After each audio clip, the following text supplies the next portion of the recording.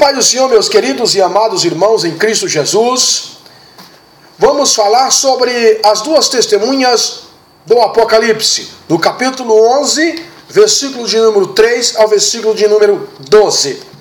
Não quero ler esse texto justamente para a gente criar um pouco de tempo, ou seja, aproveitarmos o tempo para não alongarmos concernente este assunto, certo?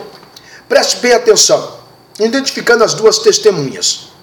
Continuando o nosso estudo, a série de estudo do livro do Apocalipse, como eu já disse aos irmãos. Estamos fazendo um panorama geral de todo o livro do Apocalipse, de forma resumida e sucinta. Depois nós vamos trabalhando de forma parcial e detalhada de estudos particulares, individuais de alguns textos do livro do Apocalipse. Ou seja, algumas coisas que são difíceis de compreender, difícil de entendermos, mas não é impossível de nós compreendermos. E vamos trabalhar de forma minuciosa esses textos que demandam mais tempo para entendermos algumas passagens do Apocalipse. Então vamos falar sobre as duas testemunhas do Apocalipse, do capítulo 11, versículo 3 ao versículo 12. Duas testemunhas, oliveiras, catiçais ou profetas. Uns diz que é Moisés e Elias, conforme Deuteronômio capítulo 34, versículo 6. Lucas capítulo 9, versículo 30 e versículo 31. E Judas, versículo 9, porque Judas só tem um capítulo. Uns diz que é Enoque e Elias. Gênesis capítulo 5, versículo 24, 2 de Reis capítulo 2, versículo 11. Outros diz que representa a lei e a graça, o Antigo e o Novo Testamento, conforme Romanos capítulo 3, versículo 21.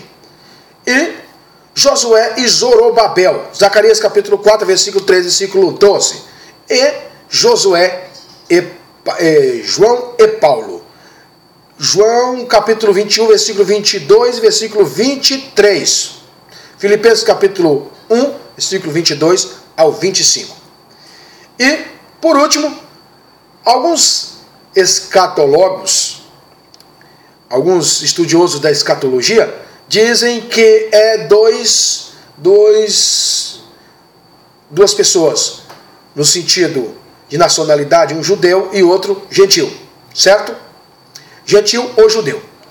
Mas, queridos, descobrir qual é a real identidade dessas duas testemunhas, desses dois mártires que morrerão na segunda metade da grande tribulação, não é de grande importância para nós.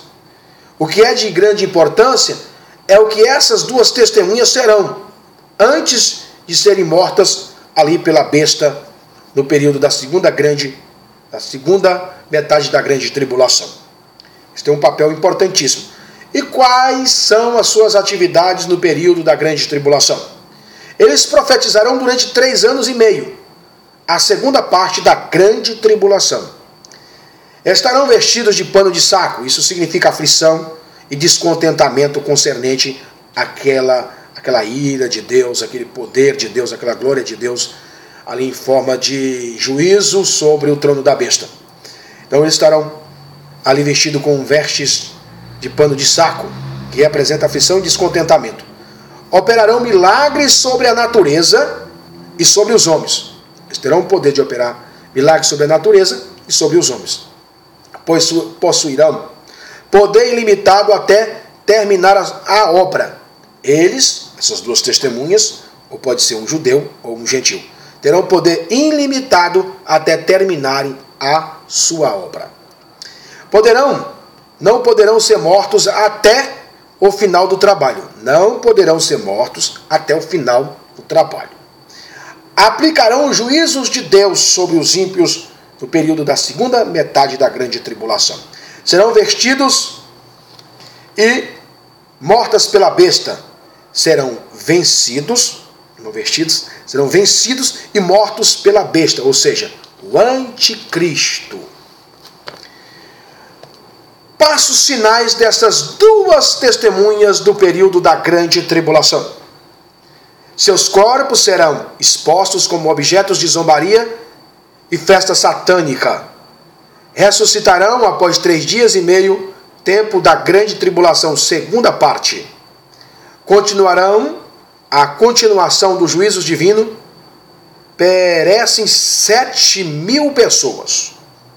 Serão arrebatados pelo Senhor à vista dos inimigos. Queridos, ao meu ver, essas duas testemunhas, eu acredito que Deus está mostrando e demonstrando para a humanidade, na época da grande tribulação, na segunda metade, com estas duas testemunhas, mostrando para os homens pecadores, os ímpios e a besta e o falso profeta, que quem está no domínio do mundo é Deus. É Deus que tem o poder de controlar, de governar. É Deus que dá ordem à sua natureza para agir contra o próprio homem. É o Senhor que dá vida, é o Senhor que tira a vida. Essas duas testemunhas só vai morrer quando cumprir os dias determinados por Deus sobre eles. Antes disso, nada poderão lhes atingir. Isso é uma maravilha. Isso alegra o nosso coração. Imagine a igreja perseguida, a igreja primitiva, a igreja do século 100 depois de Cristo. Imagine no ano 95 recebendo o Apocalipse e vendo que isso ainda vai acontecer e que Deus ainda está no controle da humanidade. E que isso mostra para eles, para os irmãos e para nós, que o nosso Deus é que nos protege, é que nos guarda. O inimigo só pode nos atingir e tirar a nossa vida se Deus permitir. Você lembra de Jó? Que Satanás pediu para provar Jó, para tentar a Jó. E o Senhor vai. Não tira a vida dele. Toque na carne dele, mas não tira a vida, porque a vida me pertence. O inimigo tocou em tudo que Jó tinha, tocou na carne de Jó, mas não tirou a vida de Jó. E Deus restituiu tudo que Jó tinha antes. Em dobro, Deus abençoou a Jó. Queridos, a proteção de Deus é vista nessas duas testemunhas do período da grande tribulação, sendo a segunda metade da grande tribulação, 3 anos e meio.